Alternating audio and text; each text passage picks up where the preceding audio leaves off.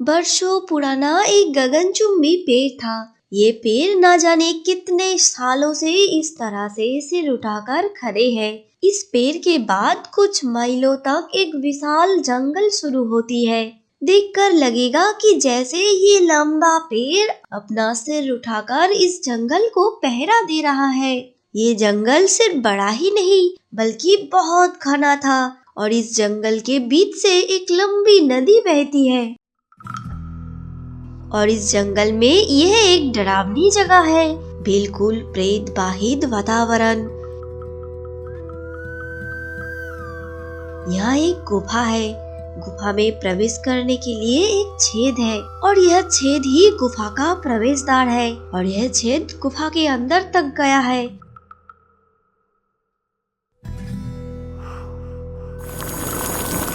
गुफा के अंदर एक 6 फुट की कढ़ाई में एक भालू पकाया जा रहा है और 2 चुड़ैल बहनें खाना बना रही है।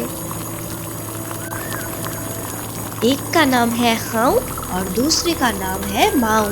कढ़ी बनने में समय लगेगी इसलिए दोनों बहनें झपकी ले रही है। इस गुफा के अंदर ही हाऊ माऊ के भाई रहता है, उसका नाम है खाऊ। गुफा के दूसरे एक खोपड़ी के अंदर खाऊ रहता है। खाऊ को खाना बहुत पसंद है। खाने और सोने के सिवा उसे कुछ नहीं सूझता। उसकी दोनों बहनें खाऊ और माऊ को प्रतिदिन जंगल से एक जानवर पकड़कर खाना बनाना पड़ता है, नहीं तो खाऊ को बहुत गुस्सा आता है। वो बहुत क्रोधित है।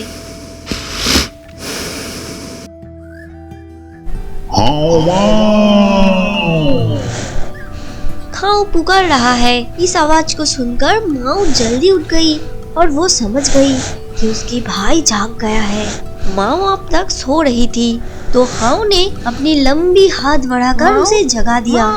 जल्दी उठ।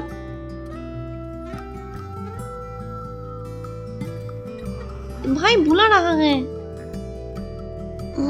वो ये बात है। हाँ हाँ जल्दी चल, नहीं तो भाई गुस्सा हो जाएगा।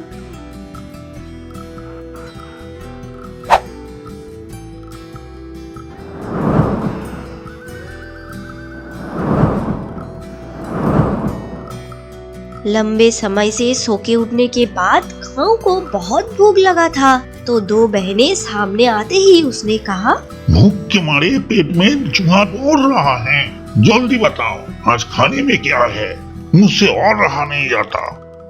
भालू करी, भालू करी। अच्छा भालू करी, तो ले आओ जल्दी। फिर एक विशाल भालू के काड़ी में से ज्यादा हिस्सा खाऊ को दिया गया और उस भालू कारी को वो मजे से खाने लगा।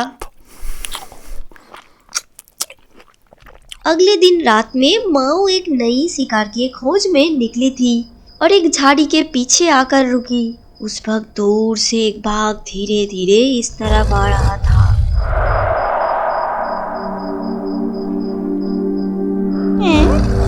आज बहुत जल्दी जल्दी और विशेष शिकार मिली है। आज खाओ तो बहुत खुश हो जाएगा। माऊ की हंसने की आवाज सुनकर वो बाघ डर गया और दौड़ के वहाँ से भागने लगा। माऊ और देर ना करते हुए तुरंत बिजली की रफ्तार से उड़ गई और उस बाघ की पूंछ पकड़कर ऊपर उठा लिया।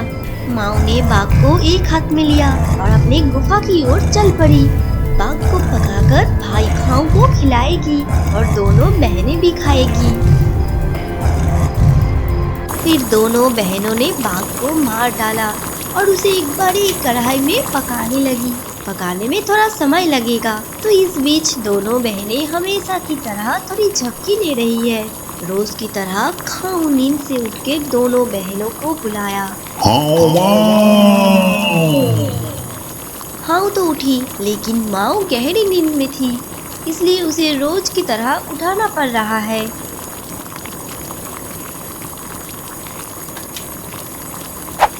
फिर दोनों बहनें खाऊ की गुफा में घुस गई। आज खाने में क्या है? Royal Bengal tiger, royal Bengal tiger. क्या बोल रही हो? ले आओ झटपट, खाऊंगा फटाफट। खाओ ने रॉयल बंगाल टाइगर की मांस बहुत मजे से खाने लगा। हर रोज सिर्फ विभिन्न प्रकार के पशुओं के मांस खाने वाला खाओ ने एक दिन दोनों बहनों को बुलाकर कहा, दोनों आज से सुनो, हर रोज जंतु जानवरों के मांस खा खा कर मेरे मुंह में अब रुचि नहीं है। अब मुझे इंसानों का करी और साथ में गर्मा गर्म पूरी करने का बहुत मन हो रहा है, लेकिन हाँ, बुढ़ा बुढ़ी नहीं लेके आना, कोई छोटा बच्चा हो तो सबसे अच्छा।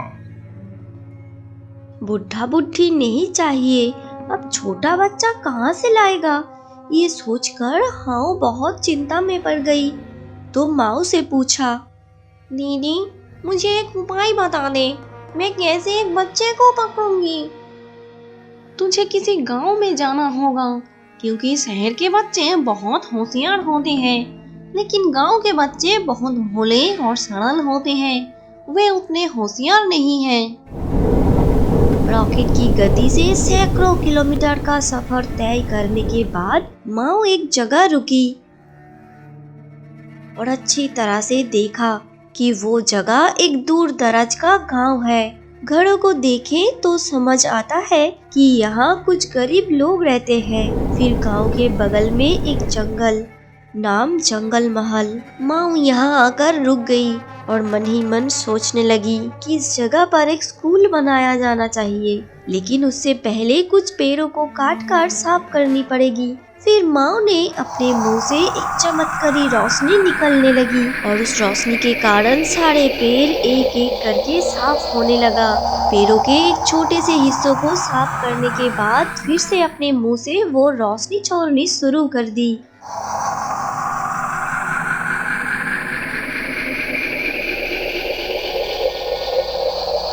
खाली जगह के एक हिस्से पर वो रोशनी पड़ती एक बिल्डिंग बन गई और वो है बच्चों का स्कूल।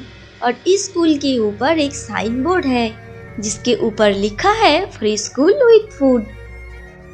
माँ ने सोचा कि स्कूल तो हुआ, पर अब एक सड़क की जरूरत है, तो उसने फिर से अपने मुंह से वो रोशनी निकलने लगी।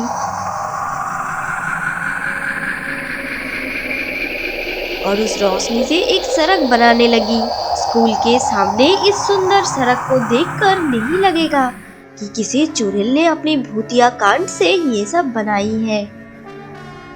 रातों रात गांव के विभिन्न घरों के दीवार पर पोस्टर लगवा दिया गया जिसमें लिखा है मुफ्त स्कूल, मुफ्त में खाना पीना। जंगल महल में ऐसे स्कूल का पोस्टर देखकर सभी गांव वाले आश्चर्य हो गए। किसने या किन लोगों ने रातों रात ये सब किया, वे सोच ही नहीं पा रहे थे। गांव के लोगों की उत्सुकता रुक नहीं पाई, तो वे गांव के पास यानी गांव से 1 किलोमीटर दूर जंगल महल के लिए निकल पड़े। गर्मियों के दिनों में लकड़ियां इकट्ठा करने के अलावा वहाँ कोई आता जाता नहीं, लेकिन आज बहुत से लोग जा रहे थे, यहाँ तक कि 1-2 महिलाएं भी उनके साथ थी।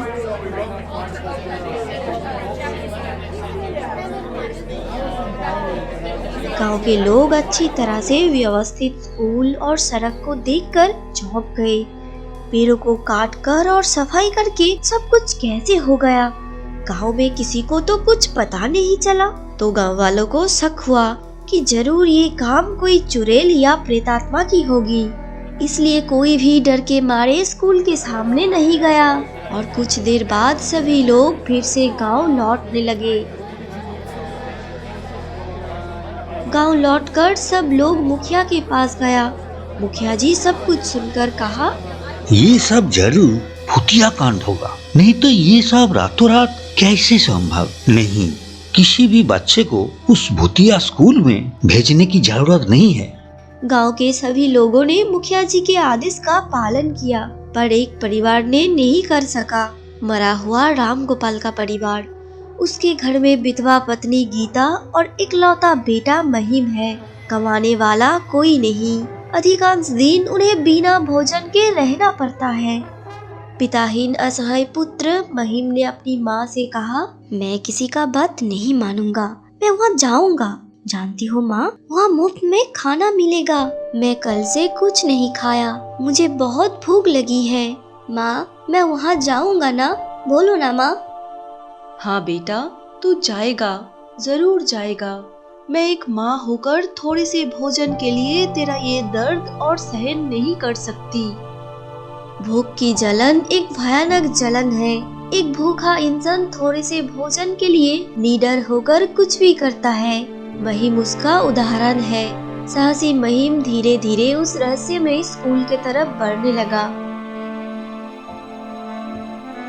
गीता ने अपने बेटे की पीड़ा सहन नहीं कर पाई तो उसे स्कूल भेज दिया, लेकिन वास्तव में बेटा महिम को कुछ होगा तो नहीं। ये सब सोचते सोचते राम गोपाल की विधवा पत्नी गीता बहुत चिंतित हो गई। स्कूल के सामने आकर महिम ने देखा, आसपास कोई भी नहीं है, पूरा सुनसान है। सिर्फ एक शिक्षिका स्कूल के सामने खड़ी है, जैसे कि वो महिम के लिए ही इंतजार कर रही थी।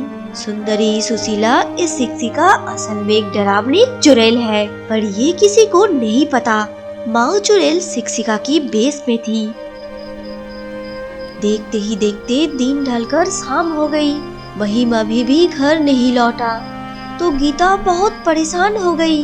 तो घर के सामने आकर महिम के आने का इंतजार कर रही थी। तब महिम अपने गांव से बहुत बहुत दूर घने जंगल के बीच एक गुफा के अंदर भूत चुड़ैलों के डेरा में था।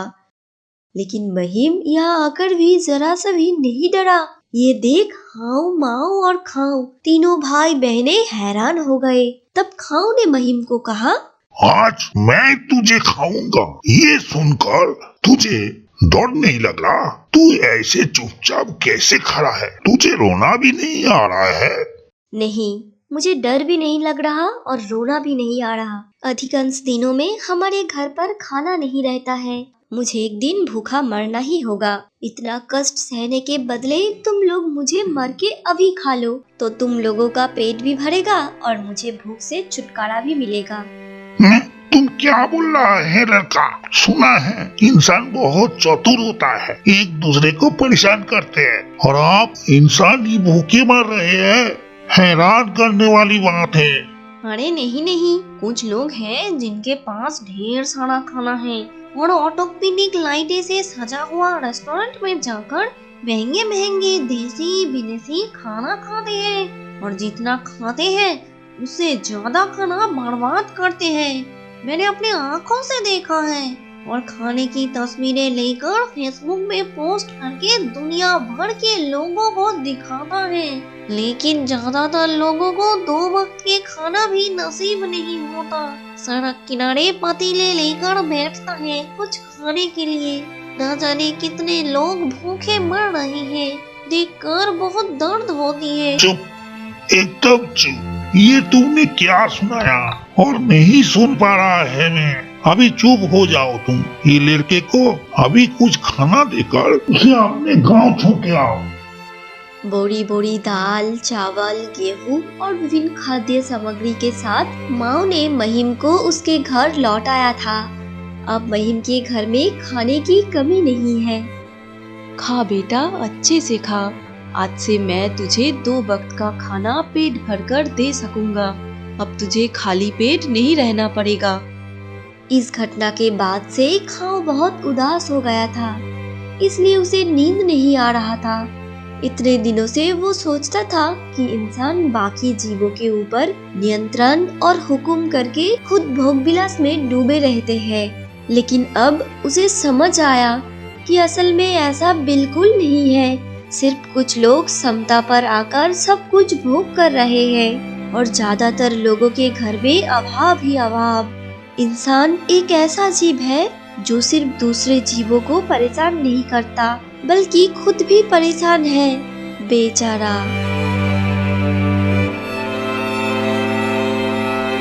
तो दोस्तों, अब सबको हमारे ये नई कहानी कैसी लगी तो कमेंट करके जरूर बताना, और आगे ऐसे ही सुंदर सुंदर कहानियाँ देखने के लिए हमारे चैनल डिंग डोंग हिंदी कहानी को अभी सब्सक्राइब करके पास में बेल आइकन को दबा दीजिए।